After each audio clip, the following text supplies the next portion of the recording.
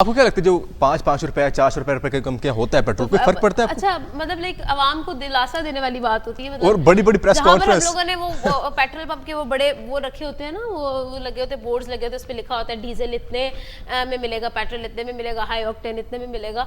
तो वहाँ पर पहले लिखा होता था 249 पॉइंट समथिंग, तो हम लोग देखते थे तो दिल को कुछ होता था। नाउ व्हेन वी गो तो देखने से को महसूस होता है कि अब कम हो रहा है, हो जाएगा कम, तसल्ली होती है कोई थोड़ी बहुत। नहीं, अब होना ही नहीं है तो भाई दिल को क्या तसल्ली देंगे। हाँ। वो क्या कहते हैं, मतलब दिल बहलाने के लिए गालिब ख्याल अच्छा है। अच्छा, इस सब पे बात करने के लिए हमें ज्वाइन किया अभी मखदूम मलीम कुरैशी साहब ने। सर बहुत शुक्रिया हमें ज्वाइन करने के लिए।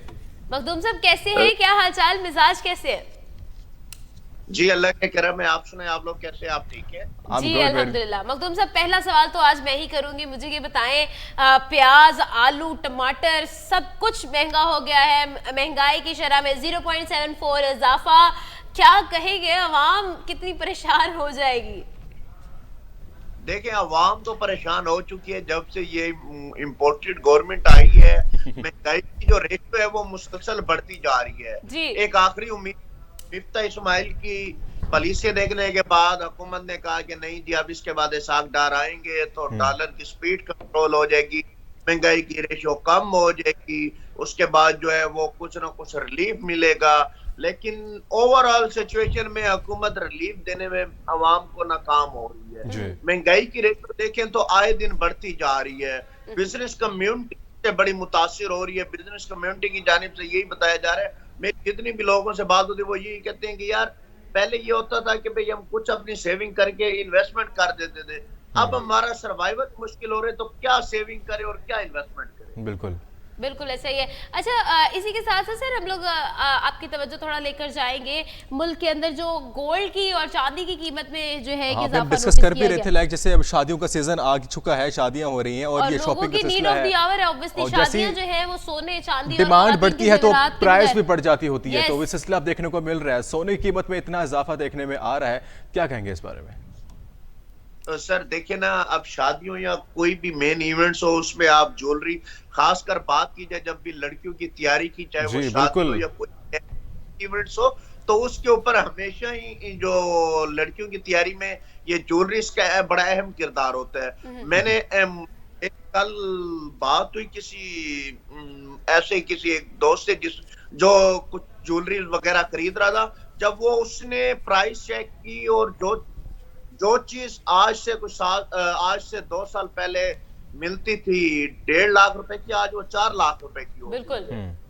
और सर तो ये सारी बड़े टैक्सेस लगा दिए गए, मेकिंग चार्जेस, ये वो, मतलब अगर जो शॉपकीपर्स हैं और जो ज्वेलर्स हैं और जो ट्रेडर्स हैं उनको गवर्नमेंट की तरफ से या कहीं से भी नहीं मिल रहा, तो वो मेकिंग चार्जेस, वो जीएसटी और पता नहीं क्या क्या लगा कर जो है उसको और मजीद उसके अंदर जो है ना, और अभी इस वजह से मैं आपको बताऊं कि मैं लास्ट टाइम एक रेस्टोरेंट पे हम लोग गए और वहाँ पे सिर्फ हमने लाइट सा खाना खाया और सिर्फ चाय जो मंगवाई थी, उस चाय का जो जीएसटी लगा, टैक्स लगे, कर करा के 8,000 रुपये बिल बना के हमारे हाथ में पकड़ाया।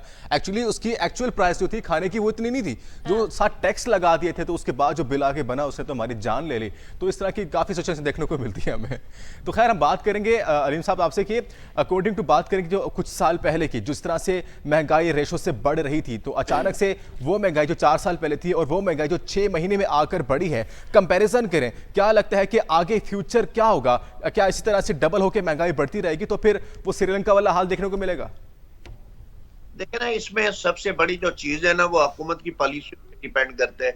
इमरान खान पे आप लाख इख्तलाफात करें, उसने बिजनेस कम्युनिटी को कुछ स्पेस दी हुई थी। मैं आपको एक चीज बताऊं, अब अगर आप लोग एक तरफ से कह रहे हैं हमारी इकोनॉमी स्टेबल नहीं है, इंपोर्ट्स नहीं और एक्सपोर्ट्स नहीं हो रही, जब आप अपने एंड यूजर को बेनिफिट नहीं दे रहे, जब आप अपने छोटे बिजनेस कम्युनिटी को जो वो छोटे लेवल पे इन्वेस्टमेंट करता था वहां से, अब फॉर एग्जांपल हम लोग कंस्ट्रक्शन की बात कर लेते हैं, अब इतने टैक्सेस लगे हुए हैं, जो लोग कंस्ट्रक्शन का काम करते हैं, अगर इनको थोड़े से बेनिफिट्स दिए जाए, टैक्स इन पे कम किए जाए, तो एक घर भी बनते हैं तो उससे बहुत सी चीजें जो है वो मार्केट से परचेज की जाएगी, उसमें इकोनॉमी हमारी जो है वो स्टेबल होती हुई नजर आती है। लेकिन ये हालात जो है इस टाइम मुल्क की जो सिचुएशन बनी हुई है, अगर हम अपने एंड यूजर को, छोटे बिजनेसमैन को जब तक सपोर्ट नहीं करेंगे तो बड़ा बिजनेसमैन नहीं उठ सकेगा। हमेशा सप्लाई जो होती है वो छोटे बिजनेसमैन से जो है वो बड़े की तरफ जाती है, और वो फिर इंपोर्ट और एक्सपोर्ट करते हैं। चाहे वो बाहर से चीजें मंगवाए तो उसको जो है वो पाकिस्तान लाई जाती है, या यहाँ से जो है वो चीजें बना के बाहर भेजी जाती है। अच्छा जिस तरह से यहाँ पर सॉरी मैं आपको इंटरप्ट कर रही हूँ, क्वेश्चन ये मैं पूछूंगी कि ये लास्ट बड़ा इंपॉर्टेंट है, महंगाई मुकाओ जो एक जो है मुहिम चली थी पीडीएम की तरफ से, उसके बाद जी महंगाई शुरू ही हो गई और अब खत्म होने का नाम नहीं ले रही और पीडीएम ही कर रही है, तो ये क्या हुआ, गहरा तजाद नहीं? वो कहते हैं ना कि पीडीएम कहती तो बहुत कुछ थी, करती हुई हमें कुछ भी नजर नहीं आई।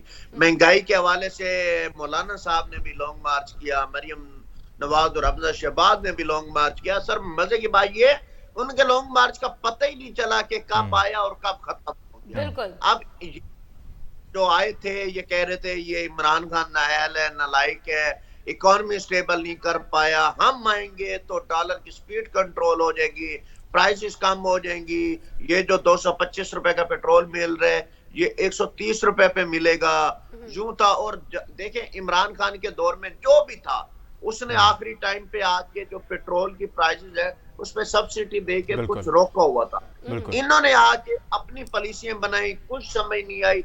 अब मुझे एक चीज बताएं, हम लोगों ने ये इशू पहले दिन से ठीक है सर, सॉरी यहाँ पे टाइम बहुत शॉर्ट है और ब्रेक का टाइम होगा तो आपको हम दोबारा भी ज्वाइन करेंगे। सर आपका बहुत शुक्रिया हमें ज्वाइन करने के लिए।